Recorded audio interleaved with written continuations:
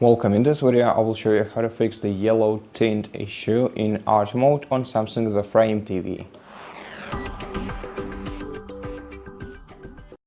Let's switch to the art mode by pressing the power button, and if your image appears a little bit yellowish, press up arrow key twice, then navigate to screen settings and open them, then scroll down to color tone and move the slider to the left so that we can make the color more cooler, more bluish.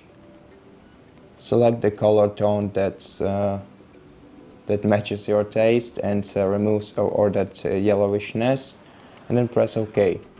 Additionally, what you can do is go back to the art store and navigate down to art mode options, and here you can disable artifact and see if it helps you.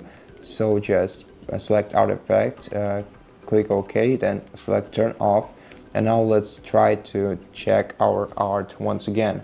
And if this fixes the yellow tint issue for you, then you can also use this solution.